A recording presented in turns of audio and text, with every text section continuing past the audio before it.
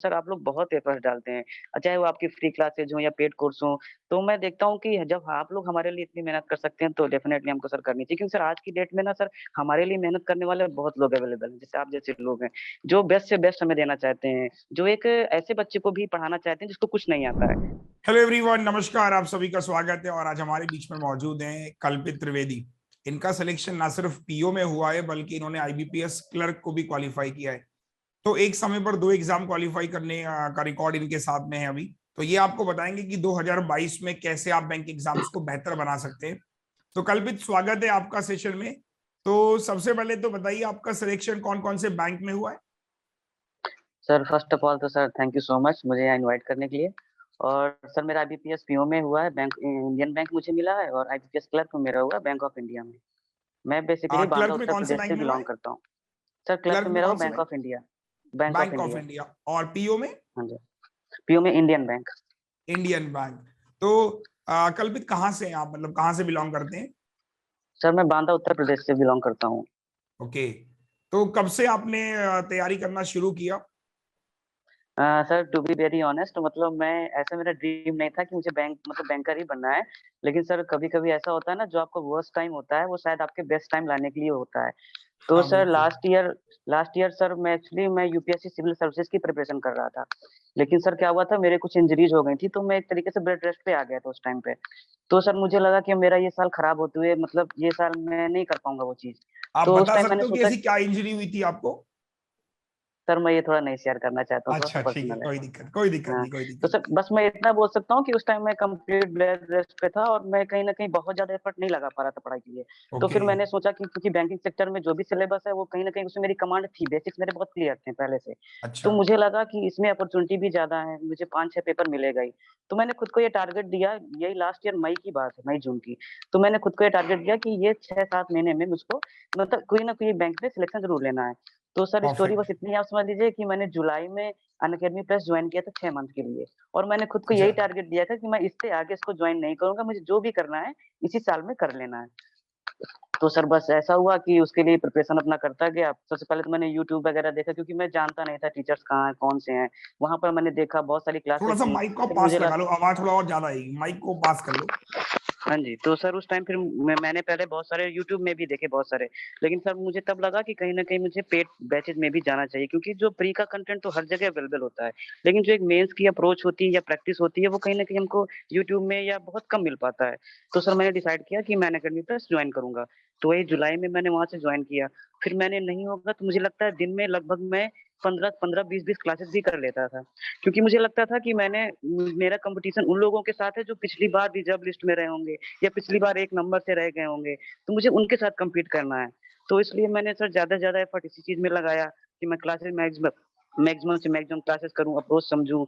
जहाँ और ऐसा भी नहीं कि मैंने किसी टीचर्स को एक ब्लाइंडली फॉलो किया हो, क्योंकि मुझे सर ऐसा लगता है ना कि हर टीचर में कुछ ना कुछ बेस्ट होता है।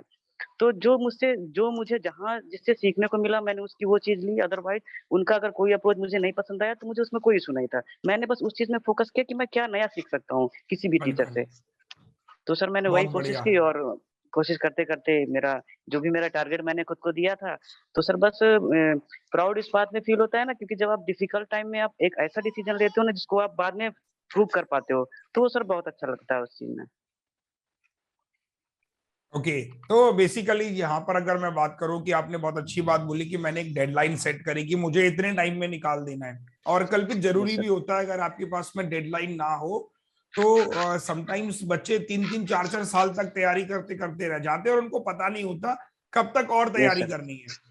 Yes sir. कल्पित, मैं कुछ चीजें आपसे पूछना चाहूंगा, सब्जेक्ट वाइज आपने कैसे प्रिपरेशन करी? जैसे सपोज कीजिए अंग्रेजी बहुत बच्चों का खराब होता है, इंग्लिश में जी आपकी सर। क्या मतलब स्ट्रैटेजी रही? सर इंग्लिश हो या मैथ हो या रीजनिंग, मुझे लगता है सबसे ज़्यादा ज़रूरी चीज़ होती है जो प्रैक्टिस की होती है। क्योंकि बेसिक प्रैक्टिस। कॉन्सेप्ट तो आप एक बार सीख लेते हो। आप कोई भी एक पूरा बैच शुरू से अंत तक कर लोगे तो उसमें बेसिक आ जाएँगे। लेकिन जहाँ तक अगर आपकी प्रैक्टिस अच्छी नहीं है, ख़ासकर इंग्लिश में तो और प्रैक्टिस माँगता है, क्योंकि आप हर एक नए सेंटेंस में एक नई चीज़ सीख लेते हो। हर एक एक एक क्वेश्चन में एक नया आपको अप्रोच मिलता है। क्योंकि उसका जो एक लैंग्वेज होती है ना, उसका कोई सर सिलेबस नहीं होता है। लैंग्वेज का कोई सिलेबस आप नहीं बता सकते कि इसमें ये ही सिलेबस होगा। उसकी ग्रामर को आप डिसाइड नहीं कर सकते कि इसमें क्या ग्रामर में कहाँ पंक्चुएशन है, कहाँ क्या यूज़ करना है। तो सर इसके लिए मैं क्या करता था, मैं इंग्लिश की करीब 10 से 12 क्लासेस डेली करता था, 10 से 12 क्लासेस। क्योंकि मुझे लगता है ज़्यादा से ज़्यादा क्यों मैं प्रैक्टिस कर पाऊँगा तो फिर वो चीज़ें रिपीट होने लगती हैं। तो फिर वो दिमाग में मुझे याद नहीं करना पड़ता, वो ऑलरेडी वो चीज़ें याद होती चली जाती हैं। और यही चीज़ सर मैं मैथ्स में करता था।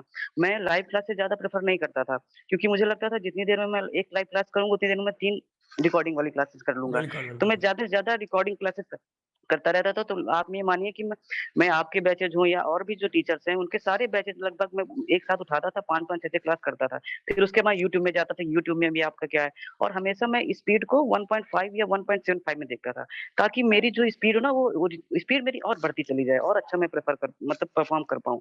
तो ये सर मेरी अप्रोच रही है। और सर मुझे अब मैं हमेशा सबसे कहता हूँ और अभी भी मैं मानता हूँ कि किसी भी एग्ज़ाम में प्री से ज़्यादा आसान मेंस होता है।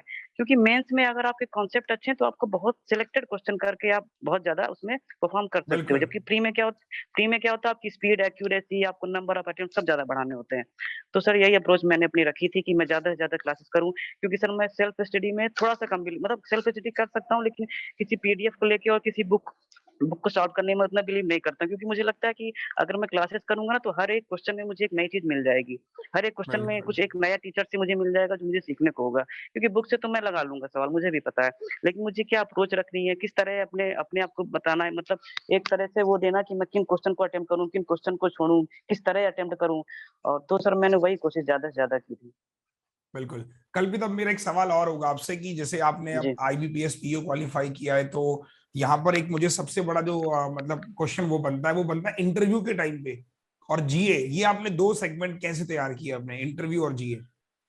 य यस सर, जब मैं प्रिपरेशन स्टार्ट कर रहा था, जैसे मैं लास्ट ईयर के कुछ एग्ज़ाम देख रहा था, तो उसमें जीए थोड़ा-सा मुझे लग रहा था बहुत आसान है। लेकिन इस साल जैसे ही आपने भी देखा होगा, जीए का जो सेक्शन रहा है, काफ़ी पिछले बार से अलग भी रहा है, टफ भी रहा है। तो उसके लिए तो पहले सर मैं जो अभिजीत सर हैं, उनको मैं फ़ॉलो करता था, उनके बैचेज़ देखता था, उनका जो मंथली आता था, उनसे याद करता था। लेकिन मुझे लगता है जो सबसे सही अप्रोच अब जीए की है ना, आपको डेली पढ़ना होगा जीए। आप भले किसी हम्म। एक भी टीचर को फ़ॉलो करो, लेकिन डेली आपको नोट्स बनाने होंगे उसके। क्योंकि सर जब हम नोट्स बनाते हैं ना, तो ऑलरेडी आधी चीज़ हमको याद हुई होती हैं, हमारे अनकॉन्शियस माइंड में चीज़ें सेव हो जाती हैं। तो सर अब आजकल ऐसा नहीं है कि आप मंथली पीडीएफ निकालो, क्वेश्चन करो, आप नहीं कर पाओगे। क्योंकि उसमें आप पता चले जितना आपने पढ़ा उतना उसने क्वेश्चन में ही रख दिया है। अब आंसर उसने डेप्थ में पूछ लिया है। तो उसके लिए आपको पर डे जीए मतलब जीए की कहीं न कहीं मैं देखता हूँ कि थोड़ा अंडररेट कर देते हैं लोग, उसको इतना वैल्यू नहीं देते हैं। जबकि मार्क्स सब में सेम ही आता है, तो मुझे लगता है जीए को थोड़ा हमें और अच्छा तरह से करना चाहिए। और यही यही थोड़ा-सा मुझे लगा था जीए में। और कुछ इंटरव्यू का कुछ एक्सपीरियंस आप शेयर करना चाहेंगे इंटरव्यू का? इंटरव्यू लगता है कि शायद प्री मेंस और इंटरव्यू के तीनों पार्ट्स में देखें तो मेरा सबसे बेस्ट पार्ट था इंटरव्यू। क्योंकि ओके। सर मेरा पहला लाइफ का इंटरव्यू था और मैंने इसकी प्रिपरेशन मतलब मैंने कहीं मॉक इंटरव्यूज़ भी नहीं दिए थे।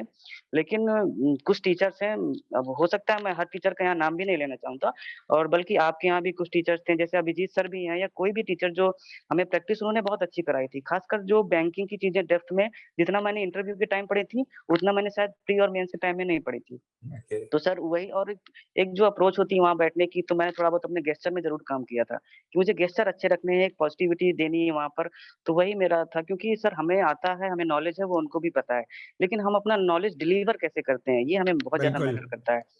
तो सर मैं यही कहना चाहूँगा, इंटरव्यू में आप जितना शालीन रह सकते हैं, जितना सरल रह सकते हैं और जितना ऑनेस्ट रह सकते हैं। मुझे लगता है ऑनेस्टी सही बात। सबसे ज़्यादा अट्रैक्टिव थिंग होती है मेरे हिसाब से, मुझे लगता है। तो सर मेरे इंटरव्यू में भी मार्क्स अराउंड 90 के आस-पास मुझे मार्क्स मिला है, तो मैं इस चीज़ से बहुत सैटिस्फाइड हूँ। बिल्कुल।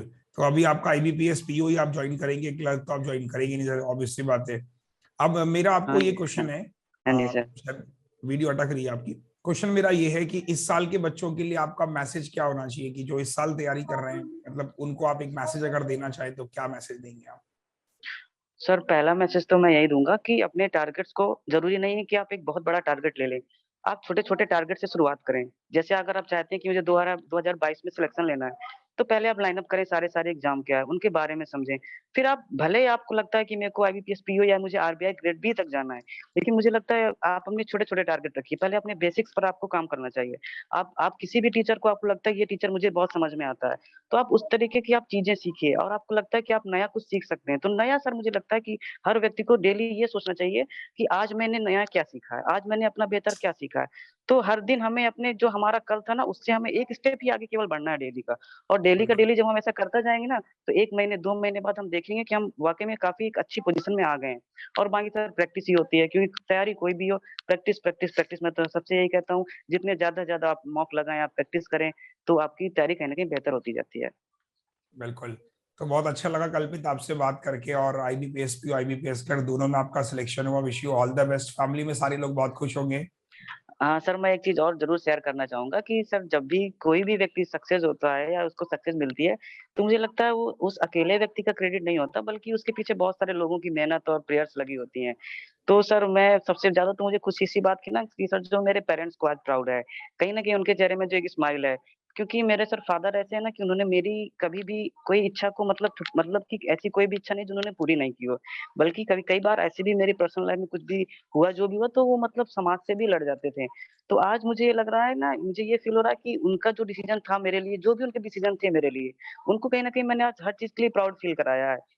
तो सर एक बहुत अच्छी फ़ीलिंग है मतलब, और मैं सर हमेशा यही चाहूँगा कि मतलब जब भी मेरा जन्म हो तो शायद मेरे माँ-बाप वहीं मुझे हमेशा मिले। तो सर ये हाँ, बहुत प्राउड है बहुत मेरे लिए। नहीं, बिल्कुल सर, मतलब बहुत अच्छी बात होती है, और लाइफ का सबसे अच्छा पल वही होता है कि जब सर मतलब आपके घर वाले, आपका जो सपना है वो घर वालों की आंखों में दिखाई दे, और बहुत जो खुशी होती है वो अलग लेवल की होती है। बहुत यस बढ़िया सर। कल्पित। Thank you so sir much मैं अपना 2 वक्त बातें देने और के सर लिए। शेयर कर सकता हूँ सर, हाँ 2 बिल्कुल अनुभव जो बिल्कुल, मुझे बोलिए। जो एक्सपीरियंस मैंने लिए हैं 2। सर पहली बात तो ये कि मैं हमेशा से पहले सोचता था कि शायद कुछ बड़ा करने के लिए बहुत बड़ा माइलस्टोन हमें टारगेट रखना चाहिए। तो मैं सर ये एडवाइस देना चाहूँगा कि ज़रूरी नहीं है कि आप हमेशा एक बड़ा टारगेट रखें। आप छोटे-छोटे टारगेट से भी बड़े टारगेट तक पहुँच सकते हैं। और सर दूसरी चीज़ जो मैंने अनुभव की है कि सर हमेशा सब बोलते हैं कि करियर के लिए कभी कुछ कॉम्प्रोमाइज़ मत करो। लेकिन सर मैं ये कहना चाहूँगा कि करियर के लिए कभी अपने रिश्तों को कॉम्प्रोमाइज़ मत करो। क्योंकि सर मैंने ये महसूस किया ना कि सर इस टाइम पे ना सर आपको निस्वार्थ प्रेम करने वाले बहुत कम लोग आपके पास होंगे। तो मैं हमेशा ये चाहूँगा कि व्यक्ति को ना अपने रिश्तों को भी प्रायोरिटीज़ में हमेशा रखना चाहिए। भले ही उसके लिए आपको अपने शॉर्ट टर्म जो गोल है उनको थोड़ा-सा छोटा करना पड़े, लेकिन मुझे लगता है कि रिश्तों को भी हमें करियर के बराबर ही अहमियत देनी चाहिए। ये सर मैंने 2, बिल्कुल क्योंकि मैंने सर फ़ील की हैं 2 चीज़ें, तो मैं ज़रूर बताना चाहूँगा। बिल्कुल बिल्कुल, बहुत अच्छा लगा कल्पित, आपसे बात करके खुशी हुई। और आशा करते हैं, थैंक यू दुआ सर। करते हैं कि आप मतलब और आगे जाएं, अपने सपनों को पूरा करें। हमारी शुभकामनाएं आपके साथ है, आपके घर वालों के साथ थैंक है। You thank you so much sir, और सर आप सभी का भी थैंक यू, क्योंकि सर जितने भी टीचर्स हैं, कोई सब टीचर अच्छे होते हैं और मैं देखता हूँ सर आप लोग बहुत एफर्ट डालते हैं। चाहे वो आपकी फ्री क्लासेज हों या पेड कोर्स हों, तो मैं देखता हूँ कि जब आप लोग हमारे लिए इतनी मेहनत कर सकते हैं तो डेफिनिटली हमको सर करनी चाहिए, क्योंकि सर आज की डेट में ना सर हमारे लिए मेहनत करने वाले बहुत लोग अवेलेबल हैं, जैसे आप जैसे लोग हैं, जो बेस्ट से बेस्ट हमें देना चाहते हैं, जो एक ऐसे बच्चे को भी पढ़ाना चाहते हैं जिसको कुछ नहीं आता है, तो उसके लिए भी आप लोग उतनी मेहनत करते हैं, तो सर ये बहुत बड़ी बात है आज की डेट में। उसके लिए सर, और सर अनअकैडमी की जो सबसे बड़ी चीज़ अच्छी मुझे लगती है सर, पंक्चुअलिटी। मैंने ये चीज़ महसूस की है सर, वो किसी भी प्लेटफ़ॉर्म में नहीं है। अगर 12 बजे का क्लास है, तो एजुकेटर 1 मिनट भी लेट नहीं होता है। ये सर मुझे बहुत ही अच्छी लगती है चीज़ अनअकैडमी की, जो मैंने कहीं नहीं महसूस की। हर जगह मैं देखता हूँ 3 मिनट 4 मिनट हो गया, वेट करना पड़ा। यहाँ मैं देखता हूँ कि एजुकेटर अपने ऑन टाइम हमेशा ही रहते हैं। तो सर बहुत चलो अच्छी बहुत बात है। बढ़िया कल्पित, आपने अपने सपनों को पूरा किया। Wish you all the best, good luck, thank thank you you so sir. Much. Thank thank you so much sir.